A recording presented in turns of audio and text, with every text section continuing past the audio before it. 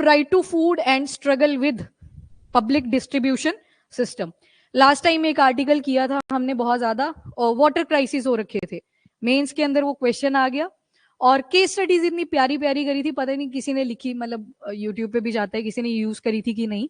तमिलनाडु की पड़ी थी, महाराष्ट्र की पड़ी थी, तो यहाँ पे भी आज आपको एक बहुत ही अच्छी केस स्टडी मिलेगी। अच्छी वो पेपर के लिए है, पर रियलिटी के हिसाब से देखें तो ये ब्रूटल है, अच्छी नहीं है, पॉजिटिव नोट पे नहीं है। Again GS paper 2 polity and governance, even आपके इकोनॉमी में भी आप पढ़ते हो जो वेरियस स्कीम्स आती हैं। तो पब्लिक डिस्ट्रीब्यूशन सिस्टम, यहाँ पे देखो 3 हाथ दिखा है, 3 नहीं 6 हाथ है, मतलब 1 पेयर ऑफ हैंड। तो 2 आपको खाली दिखेंगे, एक में आपको चावल दिखेंगे, ठीक है। पहली जो इसमें डिस्क्रिपेंसी आपको दिखेगी वो ये है, वीट जो कि एक स्टेपल क्रॉप है, देनी चाहिए लोगों को, आटा वगैरह बनता है उससे। पर यहाँ पे क्या किया जा रहा है, जो आपकी राशन शॉप्स होती हैं वहां पे वीट की जगह पे सिर्फ राइस ही पकड़ा दिया जाता है, 5 किलो होना चाहिए, और 5 की जगह पे 4 दिया जाता है। और सर्टिफिकेट जब आपसे मांगे जा रहे हैं तो बोला जा रहा है कि कास्ट सर्टिफिकेट भी लेके आओ, जबकि आपका जो नेशनल फूड सिक्योरिटी एक्ट है उसके तहत ऐसा कोई भी प्रोविजन मेंशन नहीं है कि आपको अपना कास्ट सर्टिफिकेट रिप्रेजेंट करना पड़ेगा। अब ये जो पब्लिक डिस्ट्रीब्यूशन सिस्टम है, फूड की शॉर्टेज हुई 1947 के बाद का अगर टाइम पीरियड देखें, हमने 5 ईयर प्लान्स लाए, आई थिंक अब तो हो गए वो आपके कंप्लीट, है ना? अभी नहीं हुए? 5 ईयर प्लान आता है, फर्स्ट 5 ईयर प्लान ने किस चीज के ऊपर फोकस किया? एग्रीकल्चर के ऊपर। उसके बाद जैसे जैसे टाइम बीतने लगा, हम फेमीन वगैरह में दोबारा स्टक कर रहे हैं, बाहर से ग्रेन्स को इंपोर्ट कर रहे हैं, कहीं हमें मना कर दे रहे हैं, कहीं बोल रहे हैं थोड़े दिनों में भेज देंगे, तो बहुत सारी प्रॉब्लम्स आ रही थी। और हमारे इंडिया को जब भी हम देखते हैं तो मैंने आपको हमेशा बताया 3 सेक्शन में देखना है, कौन कौन? Tribal, rural and urban. Urban में जो स्टैंडर्ड ऑफ लिविंग रहेगा वो कंपेयर टू इन दोनों के कंपैरिजन में ठीक ही रहेगा, सारी चीजें इनको अवेलेबल होंगी। अब ये जो ट्राइबल है ये पूरा आ गया जल, जंगल और जमीन, ट्रिपल जे। उस तरफ आ गया तो इनकी जो मेन रिक्वायरमेंट रहेगी वहीं से कंप्लीट हो जाएगी। अब ये जो रूरल सेक्शन है ये सबसे डेंजरस आता है इन दोनों के बीच में अगर देखा जाए। ट्राइबल का मेन फोकस रहता है कि जो फॉरेस्ट से प्रोड्यूस निकल के आ रही है उसी से हम अपनी सबसिस्टेंस चला लेंगे। पर ये जो रूरल है इसमें बन रखे हैं डिफरेंट सेट ऑफ सोसाइटीज, कैसे कैसे मार्जिनलाइज आ जाएंगे, पुअर, मिडल, वो सब आपको यहाँ पे देखने को मिलेंगे, वो अर्बन में भी। पर यहाँ पे हम एक्सेस टू रिसोर्स कर रहे हैं, रिसोर्सेज किसको इजीली अवेलेबल हैं, तो वो आप देखोगे अर्बन को इजीली अवेलेबल है, बट जो रूरल एरिया देखोगे वहां पे सबसे ज्यादा सफरिंग है। अब सबसे पहले तो राइट टू फूड, ये आपका एक फंडामेंटल राइट भी है, article 21, right to life and personal liberty के अंदर आपका राइट टू फूड भी आ जाता है। तो एक इंपॉर्टेंट चीज है, बिना फूड के सर्वाइवल नहीं है, ह्यूमन डिग्निटी, ह्यूमन सर्वाइवल अगर कंटिन्यू रहेगा वो तभी रहेगा अगर फूड अवेलेबल होगा। पर हुआ क्या, एक रिपोर्ट आती है और जिसके अंदर 3 स्टेट्स को टारगेट किया गया है, one is Jharkhand, Orissa and Bihar. अब देखो ये जो पब्लिक डिस्ट्रीब्यूशन सिस्टम है जहां पे हम ग्रेन्स की बात कर रहे हैं, बहुत सारे ग्रेन्स आते हैं, अभी उधर नहीं जा रहे स्टैटिक वाले, हम एनालिटिकली देखेंगे। मेन रिक्वायरमेंट किन लोगों को रहेगी, कौन सा सेक्शन रहेगा सोसाइटी का जिनको ये सच में चाहिए ग्रेन्स? रूरल में भी कौन से? जो मार्जिनलाइज्ड हैं, जिनके पास ना तो जमीन है प्रॉपर तरीके से, तो उनको सबसे ज्यादा इस चीज की रिक्वायरमेंट रहेगी। आपको पता है इतना कि फार्मर्स क्या करेंगे, क्रॉप्स को ग्रो करेंगे, फिर एमएसपी पे कौन परचेज कर लेगा? Central government. फिर कहां पे? Food corporation of India, FCI, फिर इसके तहत स्टेट को एलोकेट कर देगा। अब स्टेट क्या करेगी, जहां पे भी ये सारे बेनिफिशियरीज आएंगे उनको ये प्रोवाइड करेंगे। मतलब पंचायत का कोई रोल नहीं दिखा हमें यहाँ पे। तो एक सॉल्यूशन भी हमें यहाँ मिल जाएगा कि डिसेंट्रलाइजेशन और करनी पड़ेगी, स्टेट के बाद पंचायत लेवल तक का लॉ कर दिया जाए। हाँ, अनटिल और अनलेस वो भी करप्शन में इन्वॉल्व ना हो तब तक। तो यहाँ पे क्या रहेगा, पंचायत वालों को पता होता है किसके इनकम कितनी है, सारा आइडिया होता है उनको। जो कोऑपरेटिव बैंक्स होते हैं आपके गांव के अंदर प्रॉपर, उनको भी पता होता है किसके पास कितनी इनकम है। तो बोलने देते मुंह के ऊपर इनके पास तो ये है वो है, ऑल दो जॉब कर रहे हैं वो, बोलना नहीं चाहिए बट स्टिल दे नो। तो यहाँ पे एक सॉल्यूशन हमें मिल जाएगा कि डिसेंट्रलाइजेशन की तरफ जाने की जरूरत है। ठीक है, अभी जो मशीनरी चल रही है वो यहां तक चल रही है, फिर स्टेट वाले क्या करते हैं, बेनिफिशियरीज को चीजें प्रोवाइड कर देते हैं। अब पहले क्या होता था, डिजिटलाइजेशन नहीं थी, अब डिजिटलाइजेशन का कॉन्सेप्ट आ गया। राशन की शॉप्स पे अब बायोमेट्रिक भी यूज कर रहे हैं, सारी जगह में भी अभी भी ना हुआ हो, पर मेजोरिटी ऑफ द केसेस में आप देखोगे अब बायोमेट्रिक यूज कर रहे हैं।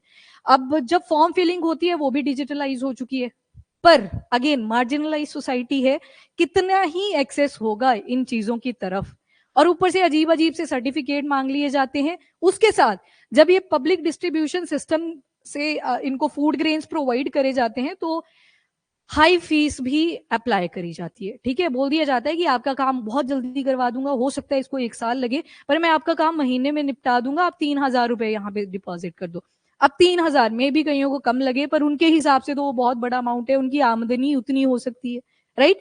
तो उसी के चलते एक यहाँ पे आप कम्युनिटी का नाम पढ़ोगे, दैट इज मुशाहर कम्युनिटी।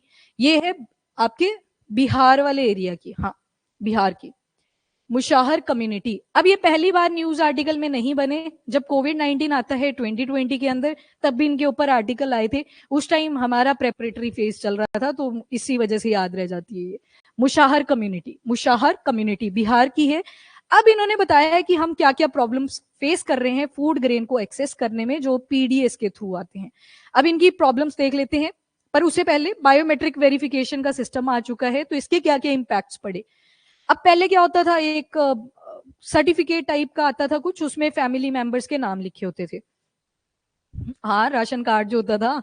अब तो छोटा सा आ गया है, आईडी कार्ड की तरह है ना। तो यहाँ पे क्या हुआ कि बायोमेट्रिक ले आए हम, कि फिंगरप्रिंट होता है सभी का सेम ही रहेगा, जितना मर्जी काम करो। तो यहाँ पे क्या हुआ कि लोगों का जो बायोमेट्रिक है वो ही नहीं लगता प्रॉपर तरीके से, वो इनवैलिड डिक्लेयर कर देता है कि ये आपका है ही नहीं अंगूठा। तो एक तो ये प्रॉब्लम आई। दूसरी प्रॉब्लम आई कि जो फैमिली मेंबर्स हैं उन सभी के नाम ही नहीं लिखे हैं राशन कार्ड में, तो जो वहां पे प्रोवाइड कर रहा है फूड ग्रेन वो मना कर देता है कि इनका नाम तो है ही नहीं, आप कैसे लेके जा रहे हो। तो दूसरी प्रॉब्लम ये रही यहाँ पे। एंड बहुत सारे, हाँ ये आ गया ऑथेंटिकेटेड वाला, हाँ 2 मेन पॉइंट्स तो यही थे। और उसके अलावा टेक्निकल एरर्स बहुत देखने को मिले, प्रॉपर इंफ्रास्ट्रक्चर नहीं मिलेगा आपको, और उसके अलावा आधार कार्ड की डिटेल्स में उसमें भी डिस्क्रिपेंसीज हैं। एंड नेम जो है वो स्ट्रक हो रखे हैं, तो उनको बोला गया है कि आप दोबारा से रीअप्लाई करो। उन्होंने रीअप्लाई कर दिया है, पर अभी तक कोई अपडेट नहीं आया है फ्रॉम द ब्यूरोक्रेटिक साइड। तो एक तरफ से आपको यहाँ पे ब्यूरोक्रेटिक हर्डल्स भी देखने को मिलेंगे। ठीक है, ब्यूरोक्रेट्स आगे आपके ऊपर क्वेश्चन उठा हुआ है कि क्यों नहीं हुआ है भाई काम। ठीक है, तो वो चीज है। इसके अलावा एक क्वेश्चन उठ जाता है कि ये जो पॉलिसीज बनाई जाती हैं, जैसे पीडीएस, मिडल मैन को भी इसकी ज्यादा जरूरत नहीं है, जमीन भी होती है, पैसा भी होता ही है, कि खा पी तो सकते हैं एटलीस्ट। अब यहाँ पे क्वेश्चन उठा पॉलिसी मेकर्स और जो मार्जिनलाइज पॉपुलेशन है हमारी कंट्री की। इसके अलावा हम जा रहे हैं toward smart cities. Smart cities का कॉन्सेप्ट लेके आ रहे हैं, बेटर कनेक्टिविटी करेंगे, जो भी बेसिक रिक्वायरमेंट होती है, वो हेल्थ हो सकता है।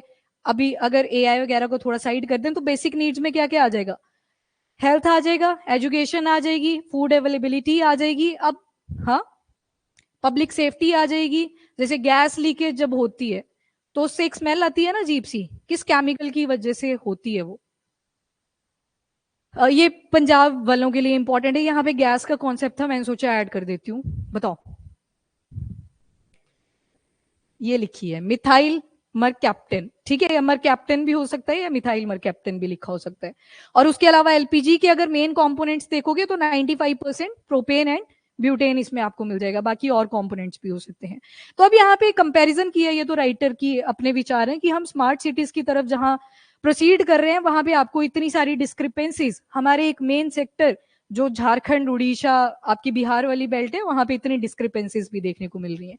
वहीं पे डीपीएसपी का article number 38 where we talk about the state का वेलफेयर ऑफ स्टेट, तो उसको भी हम एक्सेस करने में फेल हो चुके हैं, तो एक फेलियर की तरह रिप्रेजेंट करा हुआ है। एंड कहाँ पे है फिर ये क्वेश्चन उठाया है कि रूरल और अंडर प्रिविलेज जो लोग हैं उनका वेलफेयर कहाँ पे है, तो ये क्वेश्चन उठाया हुआ है। अब और क्या क्या प्रॉब्लम्स इन्होंने फेस करी 2020 से, एक तो कास्ट बेस्ड डिस्क्रिमिनेशन, ये तो चलती आ रही है।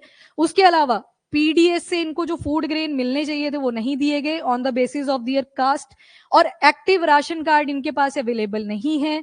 और इसके अलावा एक्सट्रीमली मार्जिनलाइज्ड है, इनके पास ना तो प्रॉपर अपनी जमीन है कि अपने क्रॉप्स उगा लिए, वो चीज भी इनके पास अवेलेबल नहीं है।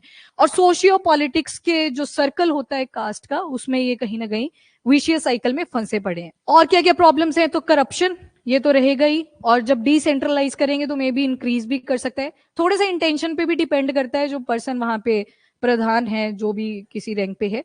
तो अब जैसे करप्शन किस लेवल पे हो रही है, 5 किलो यहाँ पे ग्रेन्स जाएंगे, 4 किलो पकड़ा दिए, चलो 4 किलो भी पकड़ाए, उसके बाद कहीं तो ऐसे करेंगे आपको फीस एक्स्ट्रा डाल देंगे, exorbitant fees, high level of fees, जितनी वो कम्युनिटी नहीं पे कर सकती। मैं तो ऐसे बोलूँ जैसे ये ठीक है, कम्युनिटी पे नहीं कर सकती तो मतलब कम कर देना चाहिए, कर देना चाहिए कम। हाँ वेरी गुड, ये ऑथेंटिक आंसर थे, बाकी क्यों सोच रहे हैं, ये आ रहा है जब गवर्नमेंट की तरफ से तो कम क्या करना चाहिए, तो करप्शन के पैसे हैं 3,000 रुपए जो एक्स्ट्रा लिए जा रहे हैं। चलो, लीगल एंड एडमिनिस्ट्रेटिव बैरियर्स, तो यहाँ पे हमने ब्यूरोक्रेटिक हर्डल्स भी देख लिए, लोगों से टन्स ऑफ सर्टिफिकेट मान लिए जाते हैं, 30 के आसपास डॉक्यूमेंट्स बन जाते हैं, कहीं अवेलेबल नहीं भी होते, तो वो सारे हर्डल्स यहाँ पे आपको देखने को मिलेंगे। तो वे फॉरवर्ड क्या क्या हो सकता है, एक तो एनरोलमेंट प्रोसीजर को इजी कर दिया जाए, जैसे आधार कार्ड से ही ज्यादातर ये बेनिफिशियरी अपना अप्लाई कर सकते हैं, बाकी चीजों की जरूरत नहीं है, और बाकी सिंगल विंडो सिस्टम होना चाहिए एप्लीकेशन का।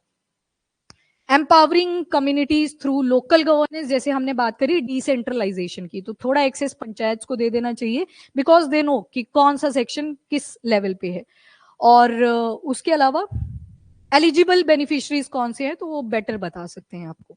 डन, इंपॉर्टेंट आर्टिकल था, ऐसे मत सोचना ये तो इजी था, ये तो हमें पता ही है, वैसा मत सोचना, इंपॉर्टेंट है, ठीक है।